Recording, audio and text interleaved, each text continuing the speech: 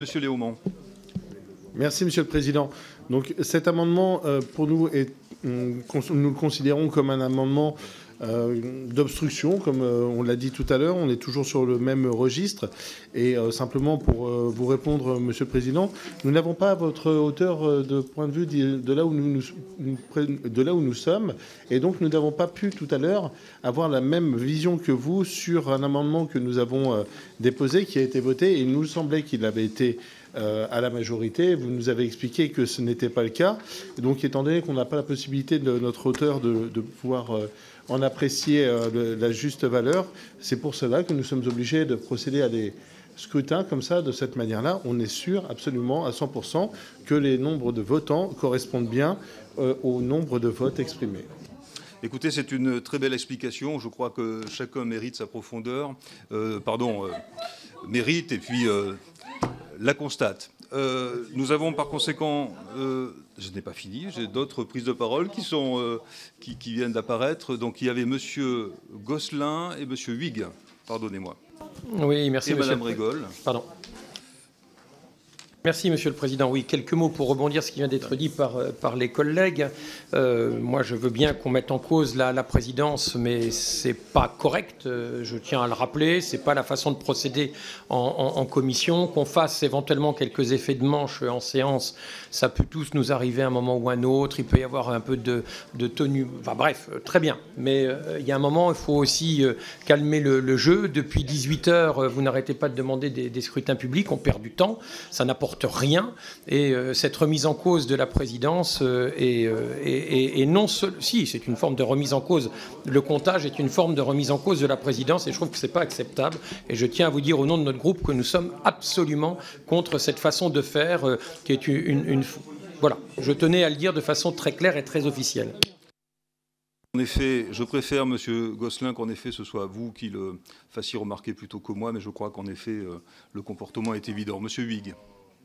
Oui, Monsieur le Président, c'est dans la même veine de ce que vient de dire notre collègue Gosselin, c'est-à-dire que vous avez montré depuis le début de l'étude de ce texte que vous faisiez très attention au vote de chacun. Avec l'administration de la Commission, vous avez procédé à de nombreuses reprises au décompte point par point de chaque vote.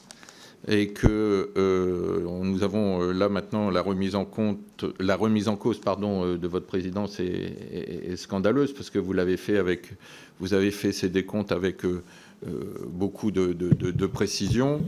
Il me semble qu'en commission des lois, une seconde délibération n'existe pas, donc on peut pas revenir sur le vote qui a été fait sur cet amendement. Donc on est là en présence manifestement d'une volonté de blocage, de nuire, de nous empêcher d'avancer.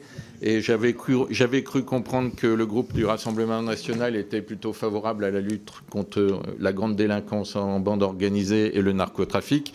Il apparaît ce soir que ce n'est absolument pas le cas et que la volonté, c'est de se faire mousser et de se faire entendre sur un certain mécontentement. Donc c'est petit, vous ne l'emporterez pas au paradis. Bien.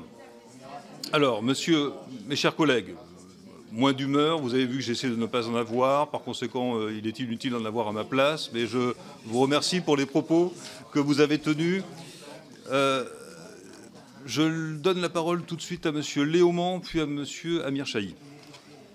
Oui, c'est une intervention qui ira dans le même sens. Moi, je suis d'accord avec l'amendement de notre collègue Pouria Amir Chahi, parce que je trouve qu'il est excellent.